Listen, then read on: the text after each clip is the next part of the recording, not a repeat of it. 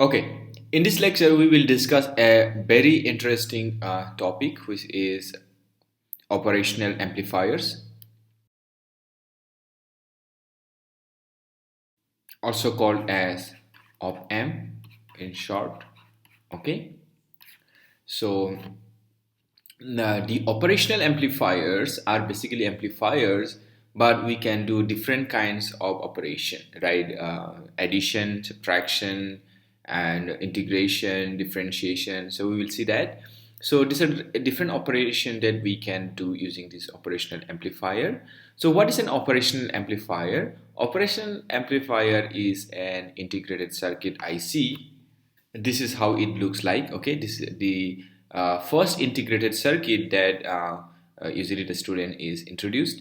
In fact, the interesting thing is that most of the discussion of the electronic circuit starts with the discussion of the operational amplifier, and then only the faculty or the teacher goes to the discussions of the PN junctions, BJTs, MOSFET, right? So ultimately, this is implemented by using the BJTs. Okay, so if you can see that this is an integrated circuit with an 8 pins, so 1, 2, 3, 4, and a 4 on the other side. Okay, so if we look from the top, it looks something like this. So it looks something like this, and it has 8 pins, as I mentioned. 1. Okay, so it eight pins, and you can see here there is a U shape here on the top. Okay, and there is a dot here. Okay, or the round shape. Okay, so this indicates that this is the my pin number 1. Okay, so each of this pin has a number. Okay, and the numbering stays from 1, and we have to go in this direction of U, right? So this is how the numbering goes, because this is the U, right? So we just need to remember that the numbering goes in the direction of the U. So I have 1, 2, 3, 4, 5, 6, 7, 8. So this is how any IC is numbered generally. So this is the 741 op-amp. So you can see here 741 means that the part number is 741. Okay. Okay, so now the question is, what does this IC contains? So this IC basically contains a, an amplifier. Okay, so this IC contains an amplifier. So what are the inputs and the outputs? So these 2 and 3 are the inputs of the amplifier, and the 6 is the output. 7 is the you need to apply a supply to the 7, and pin number 4. Okay, so 7 is basically the positive power supply, or B plus, and 4 is the negative power supply, B minus. Okay, so it has two inputs. This is the my inverting input. So input minus, and this is the non-inverting input, which is plus. Okay, and this is for offset null. So 1 and 5 is the offset null. Okay,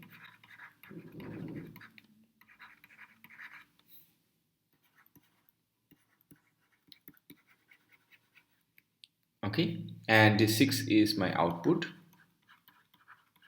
Okay,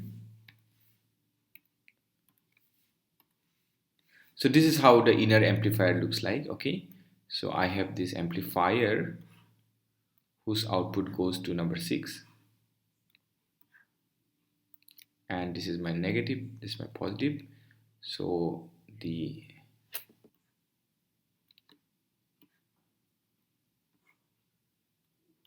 this is called the non-inverting input terminal, and this is called the inverting input terminal. So we will see why these are called as inverting and this is called as non-inverting more in details as we go ahead. This has no connection. No connection means this pin is just a dummy. It is used as for the symmetry case. The offset null and offset null, we are also not going to use these two.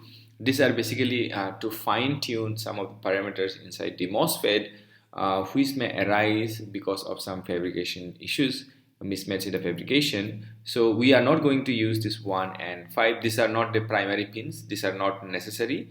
But of course, for fine tuning for some application, 1 and 5 are necessary. So we will just be using the B plus and B minus, the positive and the negative power supply. Of course, we need to supply power to the op amps, otherwise it's not going to operate.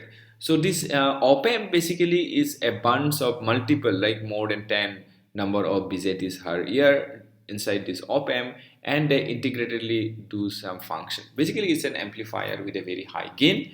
So this is what we are going to learn more in details as we go ahead. So just so let's draw this one again more in details here, okay, and then we will discuss each of this one more in details property. So let's draw it nicely first before we go ahead, okay. So this is my negative and this is my positive input terminal, and this is my output, okay. This is my output, okay, and of course I have my power supply, which is my V plus, and I have this another negative power supply, which is V minus, okay. So this is my this is called the inverting input terminal,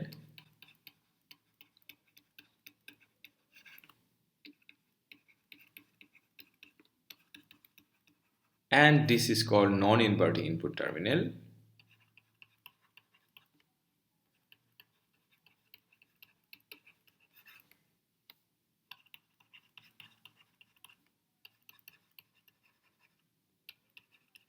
It will be clear as we write the expression for the op amp eventually. So let's call these as maybe as this as V1, and this terminal maybe as V2, okay.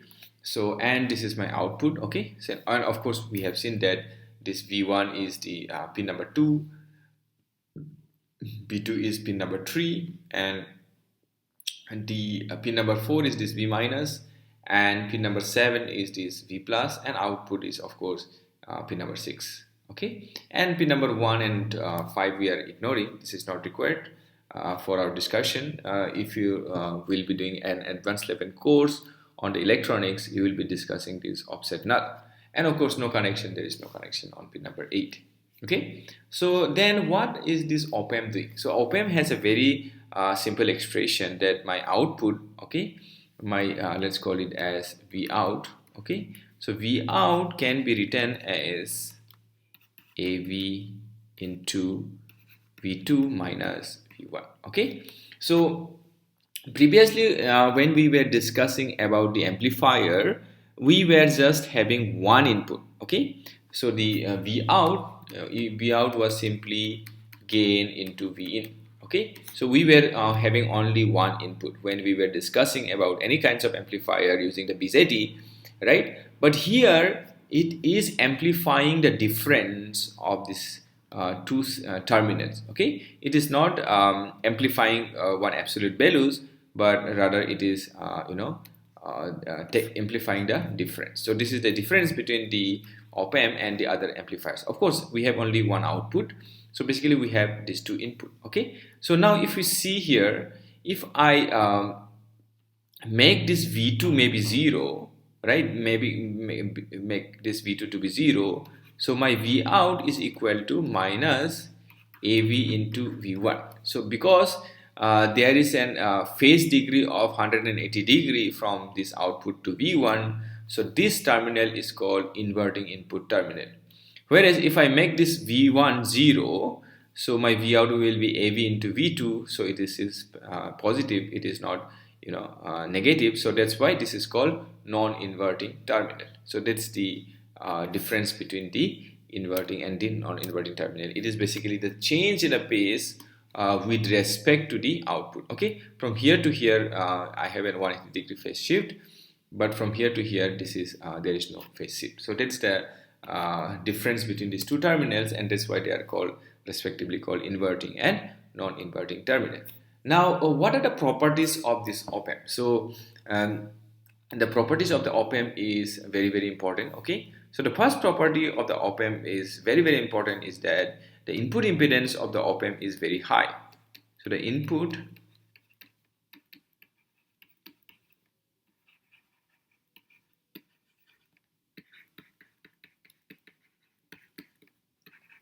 is very high.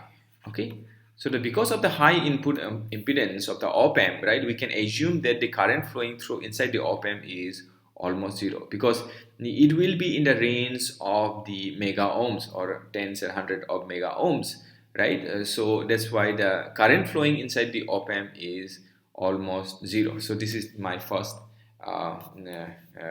property of the op-amp. In fact, this property of the op-amp will help us to solve the problem of the op-amps in a very easy way. Okay, so the second property of the op-amp is the gain. AV gain is very high.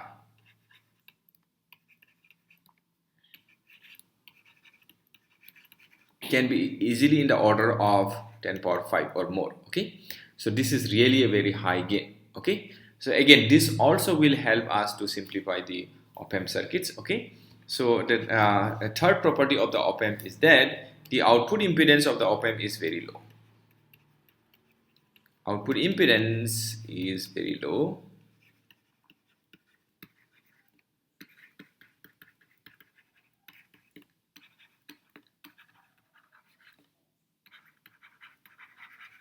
Is very small, so it can be in few tens of ohms. Okay, so now if you see here, if I consider this expression that my V out is equal to AB into V2 minus V1, so I can write, implies my V2 minus V1 is equal to V out by AB. So now this AB is of the order of, as I was mentioning, it's 10 power 5. Okay, 10 power 5, and V out. And V out will be definitely some finite quantity, right?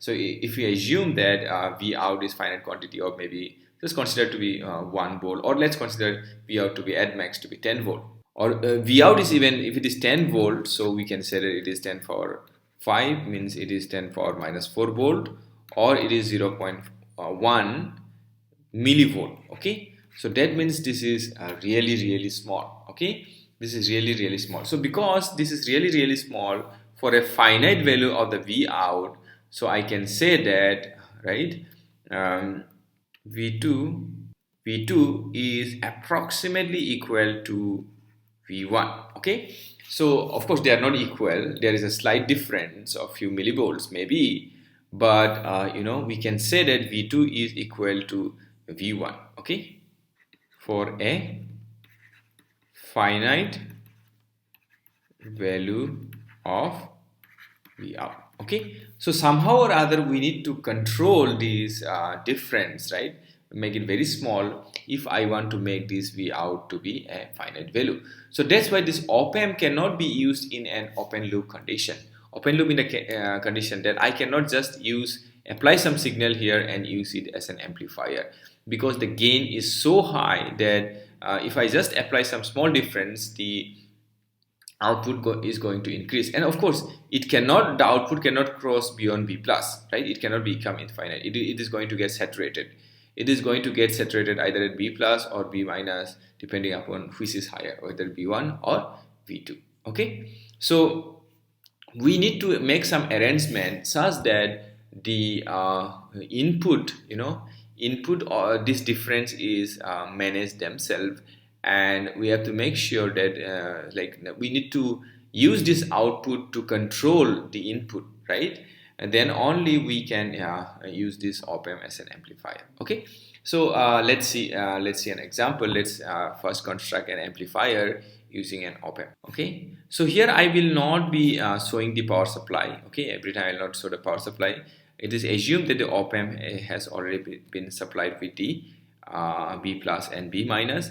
B plus and B minus, generally it can be it can be, this B plus can be plus 15 volt or minus 15 volt. Okay, or it can be minus 10 volt and plus 10 volt. Okay, so different op-amps use different power supply, and also it supports different op-amp, supports different power range. Okay, so yeah, that's the beauty of the op-amp, that the gain is not very less dependent on the power supply. Okay, so now let's do this configuration. Okay, I'm using this configuration. Okay,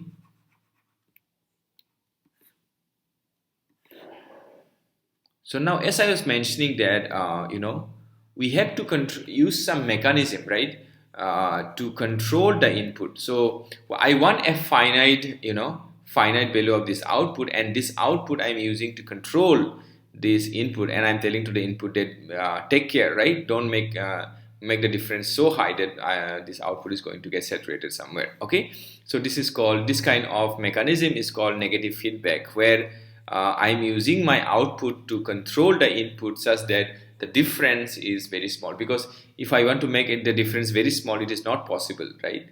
Getting a difference of less than 0.1 millivolt is very, very difficult. So I'm applying my signal V in here. Okay, so now, as I was mentioning, that V2 is equal to almost equal to V1, considering a finite value of the V out. So these two is equal. Okay, so that means because my this terminal is grounded, so this also is going to become almost zero. Okay, so almost zero, because this is zero. So this is called this concept is called the virtual ground.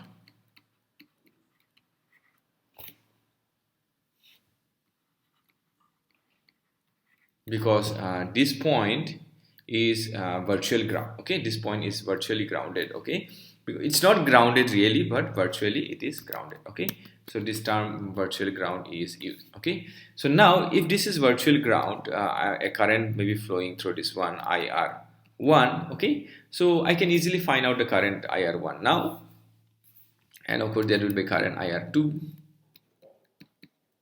Okay, so IR1 I can easily find out. So my IR1 will be nothing but V in by R1. Okay, because this is grounded. Okay, so now the other assumption that we have considered is that, not assumption, basically the other property of the op-amp is that the input impedance of the op-amp is really, really high. Okay, so that means that there is no current that will be flowing inside the op-amp. Okay, so there will be no current flowing inside the op-amp, and all the current that is flowing this side, it's going to directly going to R2. Okay, so because of the second property, okay, my IR1 is equal to IR2. Okay, so IR1 is equal to IR2. Okay, so now what is IR2? IR2 is basically 0 minus V out by 0 minus V out, right? Current is flowing from 0 to V out by R2, or it's equal to basically minus V out by R2. Okay, so this is equal to IR1. So therefore V in by R1 is equal to minus V out by R2. Okay, so therefore my gain now, the A gain, of course this is different than the gain of the op-amp. Okay, so my A dash gain is basically V out by V in is equal to minus R2 by R1. Okay, so this kind of amplifier where it is just a ratio of these two resistance. Okay, so the gain of the op-amp is not coming into picture, and the gain, right, V out by V in is basically R2 by R1. Okay, so which is basically just the ratio of these two resistance. So because this is inverting, right, this is inverting, then minus 1 is there. That's why this kind of amplifier is called inverting amplifier.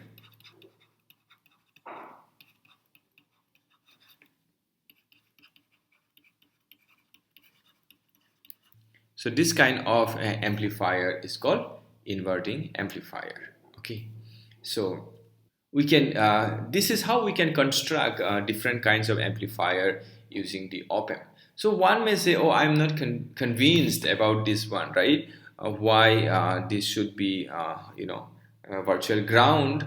Why can't I consider this whole equation and I can start doing the problem? Okay, so even if we do this one, we will see that ultimately we will come to the same conclusion. Okay, so basically the op-amp looks something like this. Okay, let's consider the whole thing, and let's doesn't start with the virtual ground concept, and let's do the complete calculation of the op-amp considering the gain. Okay, so the op-amp is if I actually draw the equivalent amplifier, it is something like this. Okay, so this is my and this is my maybe the inverting terminal. Okay, the inverting terminal, and this is the non-inverting terminal, and okay, so this is my V2, this is my V1. Okay, and of course my gain is there. Okay, my gain is there, and this is plus minus, this is AV into V2 minus V1. Okay, so this is how the op-amp looks like. So of course the R out is there, but this again, as I was mentioning, that R out is very small, R out. Okay, so this is my V out. So and we will be connecting this one to the output. Okay, so assume that this R out is so small that I'm just ignoring this one. Okay, so this is my op-amp, model of the op-amp. Okay, and of course we have grounded here. Okay, we have grounded here, and we have put this resistance R1 and R2. Okay, so this is my V. So this is my exact calculation. Okay, so here I'm not considering that these are this is like directly virtual ground, they are the same. We are considering it to be different, and we are trying to solve the problem. Okay, so let's start. Okay, so now because this node voltage is V1, right? So the current flowing through this one IR1, now it will be V in minus V1 by R1. Okay, and of course this IR2 will be IR2 will be equal to V1 minus V out by again R2. Okay, but since again this impedance R in is very high, right? R in is very high, so again I can approximate this two to be equal. So my V in minus V1 by R1 is equal to V1 minus V out by R2. Okay, so this is my equation number 1. Okay, now if you see here my V out, because V2 is 0, so V out will be, if you see here, V out will be equal to minus AV into small v1. Okay, so because this V2 is 0, so V out is equal to AV into V1. Okay, so so now implies my small V1 will be minus V out by AV, which is the gain of the op-amp. So let's call it as equation number 2. So substituting 2 in equation number 1 is what we are going to get. Substituting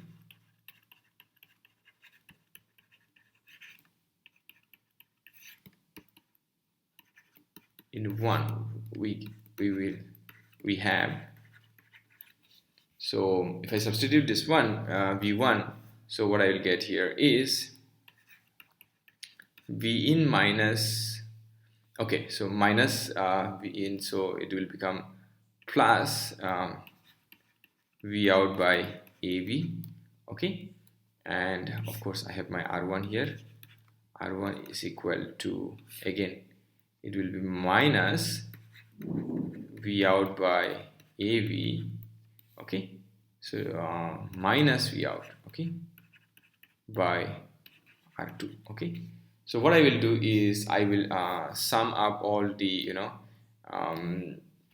yeah, so I can multiply this R2 with this one and R1 with this one, and then I can take all the V out in one side, okay. So then what I will have here is I will have R2 into V in plus, R2 into V out by AV is equal to minus R1 V out by AV minus R1 into V out, okay. So now if I just take all these terms together, V out terms together, my R2 V in will be equal to minus, so V out I can take a common, so I will have basically R1 plus this R2 by AV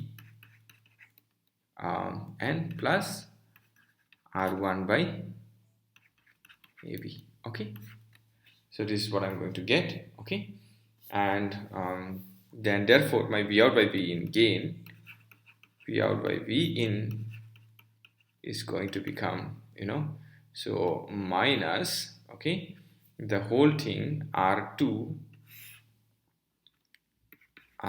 by R1 plus R2 plus R1 by AV, okay. So this is what we got. Now because the AV is going to infinite, right? AV is really, really large compared to R1 and R2, okay. So therefore my V out by V in is approximately equal to minus R2 by R1, since AV is very large, okay. So if I don't consider the virtual ground concept as well, still I will get the same expression, right? Just like when we consider the this virtual ground concept, still I can get the same expression, okay. Okay, so now we have inverting amplifier. So there will be different kind of amplifier, which is called the non-inverting amplifier, okay. So let's see how it looks like. Non-inverting amplifier, so basically it doesn't invert, okay. So non-inverting amplifier, so in case of a non-inverting amplifier, it is something like this. So I have my op amp here, I have my the negative sign here, and I have a resistance here R1, and this is my resistance R2.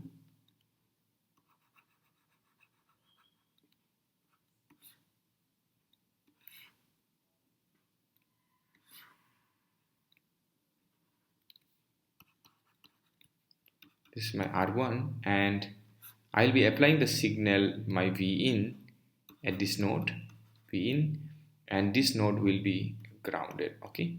And of course my V out is here, and again I'm not showing that the power supplies. Let's assume that the power supply is there, okay. So I'm supposed to find out the ratio of V out by V in, okay. So again for the finite V out, we know that these two are almost same, so I can consider this to be as same as minus V in, okay. So now because of this there will be a current flowing through this, okay. And of course, and because now there is no current flowing inside, so the current flowing through this one IR2 will be same as IR1 again, okay. And in this case now the IR1 is given by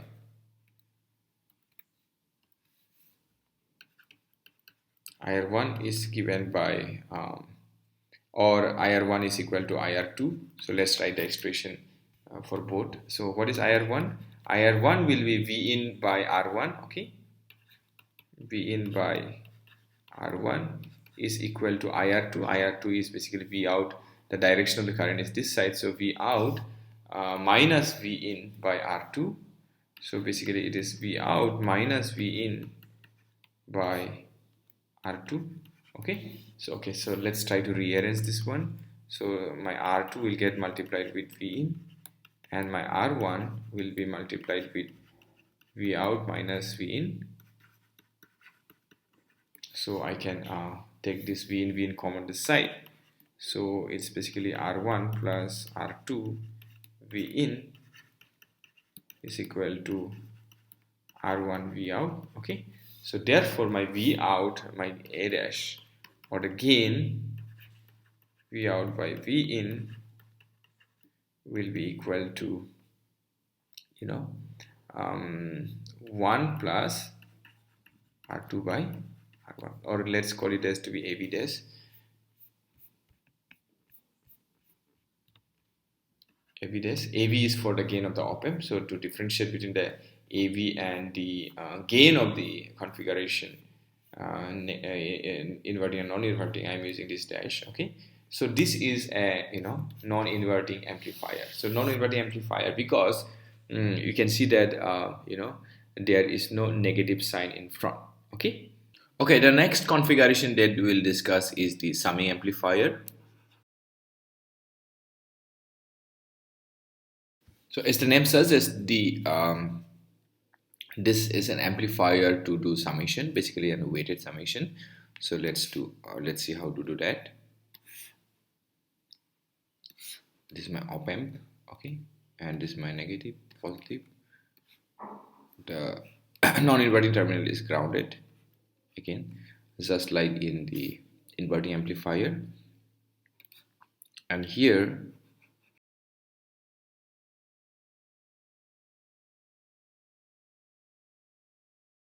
so let's call it as V1, V2, or V in 1, V in 2, and V in 3, and they are all connected and connected to the input terminal, which is inverting terminal, and then we have a resistance here.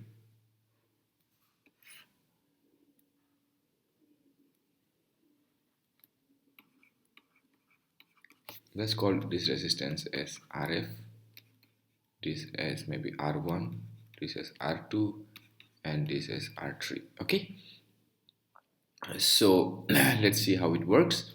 Okay, let's try to write down all the currents. So the current flowing through this one, maybe let's call it as IRF. The current flowing through this is IR1, and this one is IR2, and this one is IR3. Okay, and this is because this is 0, so this is approximately 0.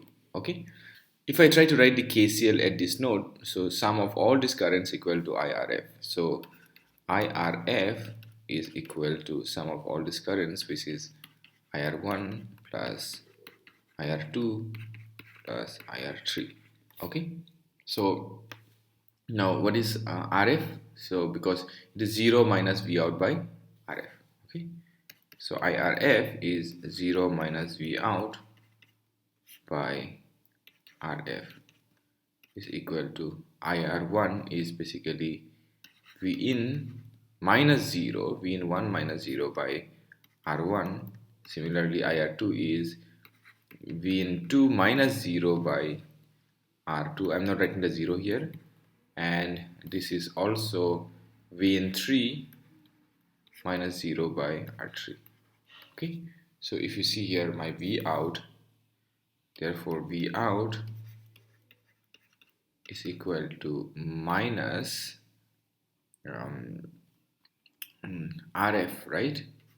RF, or I can just put all it inside. I can just write something like this. I'm taking this minus outside, so I can write RF by R1 into V in 1 plus RF by R2 into V in 2 plus RF by R3 into V in 3. Okay, so basically you can see here this is a weighted summation of these three input signals. Okay, and of course there's a negative term is there. This negative term we can always do something and avoid it, right? We can just do the inversion, right? Maybe we do one more after this we can put as just inverting amplifier with a gain 1. Okay, so so the point here is that we can get a weighted summation of these three signals, v in 1, v in 2, and v in 3. Okay, so and this is that's why this is called the summing amplifier. Okay, and of course we can add more number of resistance, n number of resistance, if we have n signals to add. So this is a summing amplifier. Okay, so the next amplifier is the difference amplifier. Again, so this is also an weighted difference between two signals, maybe v in 1 and v in 2. Okay, so let's again draw the circuit here.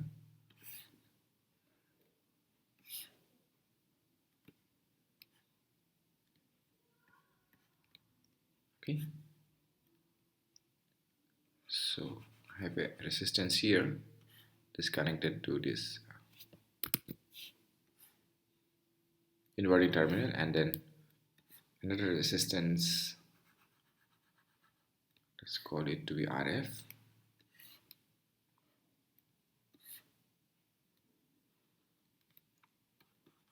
Let's call it to be RF, let's call it to be R1, and I have V in 1 here. Okay, and I'll be applying another signal V in 2 here through a resistance, and of course here I'll have my another resistance. Okay, so R2 and R3. Okay, so now let's try to find out what is V out with respect to V in 1 and V in 2, or V out, expressing V out as a function of V in 1 and V in 2. Okay, so again now if you see here, the let's call this node voltage to be maybe Vx, and of course this node will be approximately equal to Vx. So because of the high gain of the op-amp, so what is Vx? My Vx will be equal to V in 2 by R3 into R2 plus R3. Okay, so this is the, I should say that this is the Vx. Okay, yeah, in terms of V in 2. Now I have to find out this IR1 is equal to IRF, right? So let's call it this as IRF, and the current flowing through this is IR1.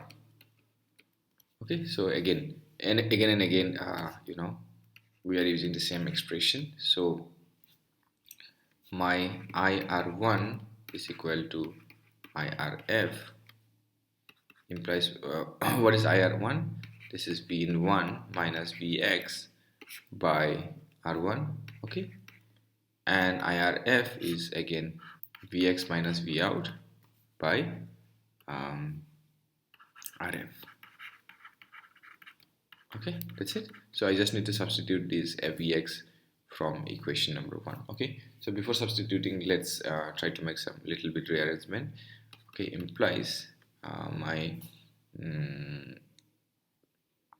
okay, RF into V in 1 minus RF into Vx is equal to R1 into Vx minus R1 into V out. Okay, or let's try to rearrange it. So implies my I'll try to bring the R1 V out this side and try to take this these things the other side. So my RF plus R1 into Vx minus RF into V in 1. Okay, so if I substitute this Vx from equation number 1, so this is what I'm going to get, equal to Rf plus R1 into, what is Vx? Vx is Vn2 into R3 by R2 plus R3, okay, minus Rf into Vn1, okay. So therefore my V out can be expressed as, I need to take this R1 this side, okay. So if I take R1, we can see here, if I divide this expression by R1, so what I will get is, I will get 1 plus Rf by R1. I'm just dividing this term with R1, and then of course I have my R3 by R2 plus R3, okay, into Vn2 minus this one will be Rf by R1 into Vn1, okay. So this is a difference amplifier because I'm expressing as a difference of Vn2 minus Vn1, of course the weighted difference, okay. So I can have some coefficient, so basically it is something of the expression V out equal to alpha into Vn2 minus beta into Vn1, okay. So I can adjust this alpha and beta by adjusting the value of the resistance. Okay, let's see how do we do integration now with the with the op amp, okay.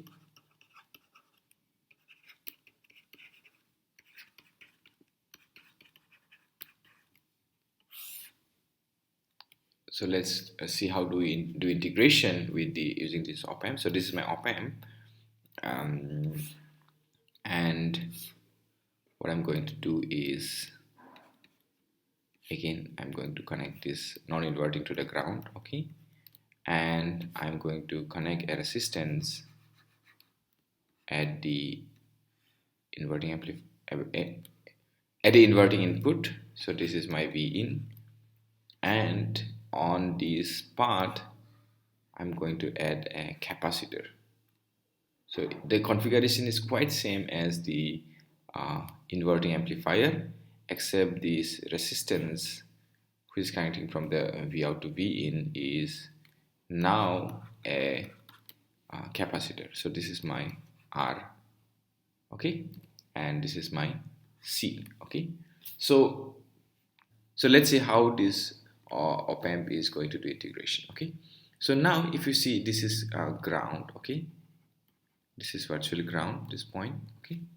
So now we know that if you see a capacitor, right, if you see a capacitor C, okay, and if it is grounded, okay, and maybe let's call this voltage as maybe some Vx, okay. So the the charge stored in a capacitor, we know that it is given by in a capacitor is given by, let's write it on the other side of the page, okay. So it is given by so the charge stored in a capacitor Q equal to CVx. So this is we know from the basics of our physics, okay. So now if I just differentiate dq by dt, is equal to C is of course a constant, so Vx by dVx by dt, okay. And we know that the change in the charge is basically the current. So if I give the current in this direction, I, okay, so I will be equal to C dVx by dt, okay. So the current that is flowing into the capacitor is given by C dVx by dt, okay. So now if we see similarly here, I am putting a ground here, and there is P out, okay. But now my yeah, so my current, instead of going to the capacitor, it's going to flow from the ground to the capacitor, right. If I say that the the current is going to the capacitor, let's call it to be maybe in this case IC, okay. So and the voltage potential difference across this capacitor, because this is virtually grounded, so is V out. So here I can write it as IC is equal to minus, because of the change in the direction. If this I is coming in this inside the capacitor, if instead of that it is going to the capacitor from the ground, is basically C into dV out in this case by dt, okay, because the potential at the capacitor, this is ground and this is at V out, okay. So this negative term will come, okay. And we know that IR1 is V in minus 0 by R, so which is equal to IC. So therefore my IR1 is equal to IC is equal to V in by R, okay. So not R1, let's call it as R only, because one subscript is not here, okay. So therefore my V in by R is equal to minus C dV out by dt, okay.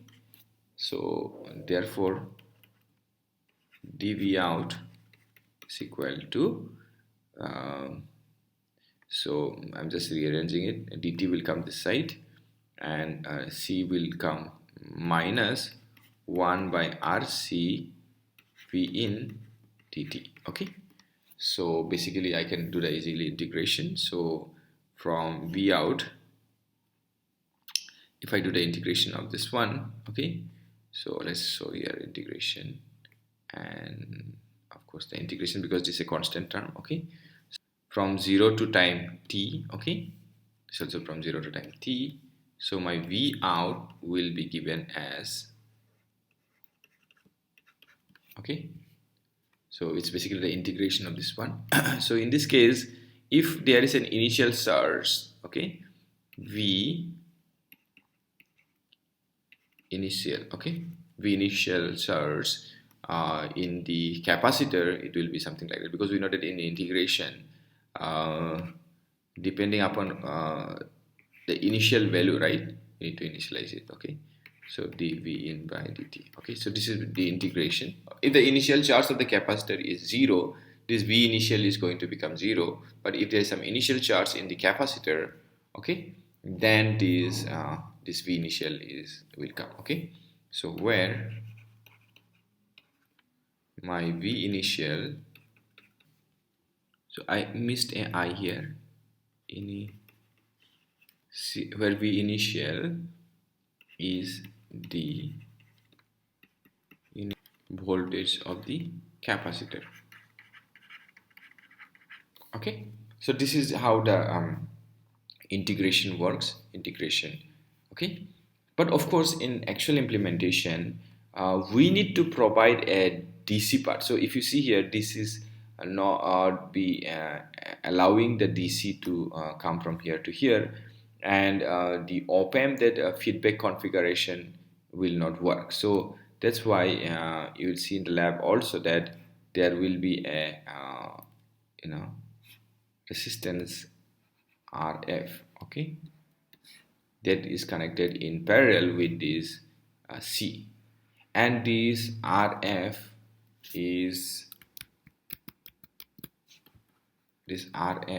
very high, okay. So it's just providing a DC part. So at low frequency, this is almost like a short. So RF is very high, actually. It is generally taken in mega ohms, okay.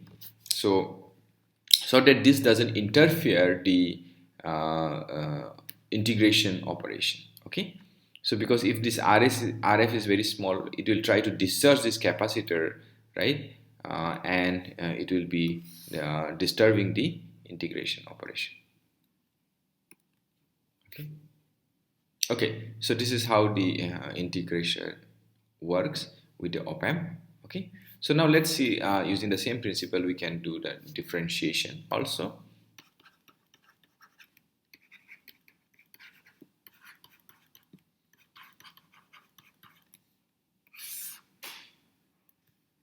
Okay, so doing differentiation is even simpler. Okay, so I have my this one again. I'll have a capacitor C here, the input, and in the feedback I'll have a resistance,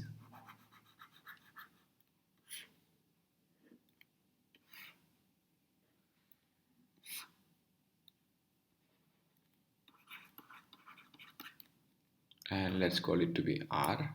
This is C, and this is my P. Okay, and of course this is the non-inverting terminal is grounded. Okay, and this is, that's why this is almost 0.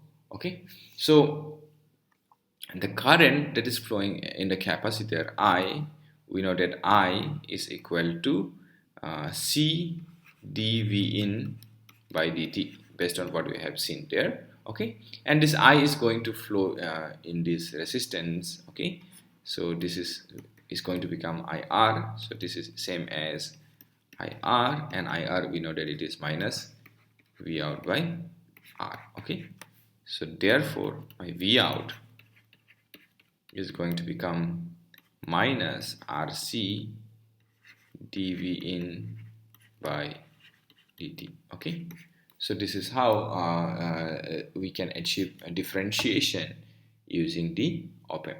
And of course here we don't require a in this case the resistance is giving the feedback, so additional resistance and all is not required. Okay. Okay, so the last configuration that I would like to discuss is a voltage follower. Okay,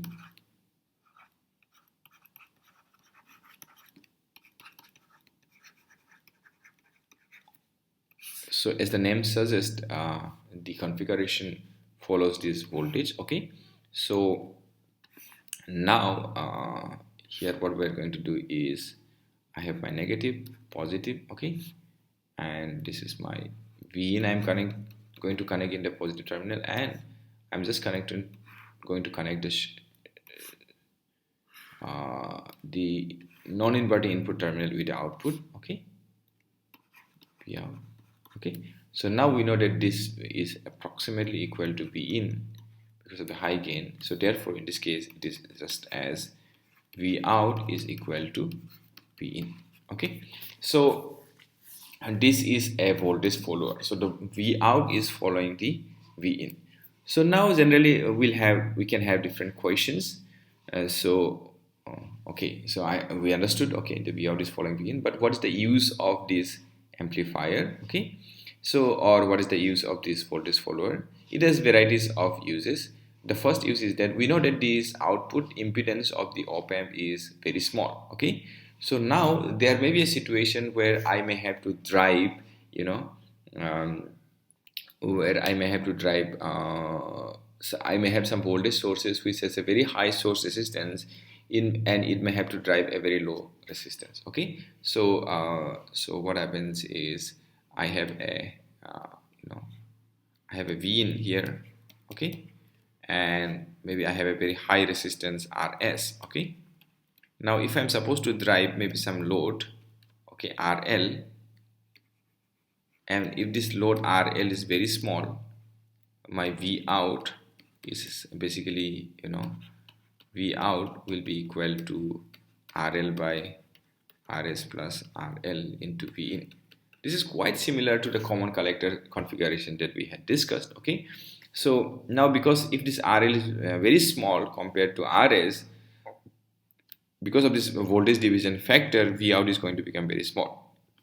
Whereas if I now do the same thing using this op amp, okay, so you know, this plus minus, okay, and I'm using this op amp as a voltage follower, and I'm connecting this one, you know,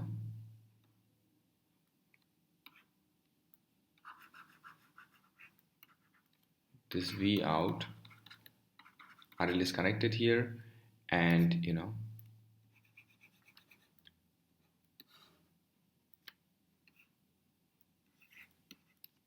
this is my V in, this is my RS. Okay, So now what will happen is because the impedance of this op-amp is very high, so there is no almost the current flowing through inside is almost zero. So this V in is going to come here and it will be coming here directly. Okay, so then this V in is coming here. Okay, so we can see that it can easily drive this RL. Okay, so basically the exact configuration will be something like this, because it will also have some impedance, right? It will also have some impedance. So this we can say something like this. This will get converted into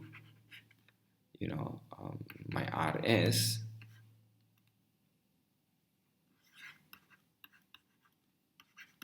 V in, and this is of course V in, and I have something, a voltage dependent voltage source, AV into V in, and this is my R out, which is very small, and RL. So this will be the equivalent of this whole thing. Okay, so V out, and this AV is almost equal to 1. Okay, so this AV is almost equal to 1. So finally my V out will be equal to RL by R out plus RL into V in. Okay, so now because this R out is very small, if R out is very much smaller than RL, okay, so then it will be approximately equal to V in only. Okay, so if my R out is very small, so so basically what this is trying to do is it is trying to isolate the this side with the load. Okay, the input side with the load. So this sometimes acts as an isolation. So it is used to isolate two networks. Okay, so this is used to isolate two networks. Okay, yeah. So the other question that is generally asked is, okay, I have connected this output to the input or this negative point, but the same is also applicable if I just reverse it, and if I try to connect this, feed this output back to the this positive terminal and feed the input at the negative terminal. So why this is not possible? So if we do that, it's not going to work. Okay, so because if you see here, what happens is the gain of this op-amp, we know that it is the open loop gain. The V out is AV into, let's call it as V2 minus V1. So we know that this is V2 and this is V1. Okay, so now what happens is, if suppose this my voltage increases, that means this is going to increase, right? So if this increases, because this is increasing, so now if this increases, it's asking the V out to decrease. No, don't increase, you should decrease, because it is in the there is a negative term here, right? Okay, so similarly if this decreases, right, if this decreases, then it will ask the op-amp to increase. Okay, so ultimately it will settle at some point. Whereas if I would have done the reverse way, instead of this being negative, if I make positive and negative, so this is my now V2 and this will be V1. Okay, then what would have happened is, if this increases and this will increase, and this according to this one, it will also ask the V out to increase. Okay, so then it will again increase, so ultimately it will increase, just keep on increasing, and it will get stuck at a voltage VD. Okay, so that's why this kind of configuration is called negative feedback configuration. Okay, so you can also try to intuitively see yourself how it is exactly working. Okay, so that's why if you see here, in all the configuration that we have seen, the feedback is connected at the negative terminal, because there is an opposite effect. If this increases and this also increase, then it will ask the output to decrease back, don't increase. Okay, so basically it is restricting the output to increase further. Okay, so because they are inversely related. Okay, so this is very very important. So you can see that in all the configuration that I have drawn, I have connected the output at the negative terminal. If we do the reverse, it's not going to work because it's going to get stuck at some voltage. Okay, so these are the basic introduction to the op-amp circuits. Okay, in the next lecture we will try to discuss some more configuration circuits using the op-amp. Thank you.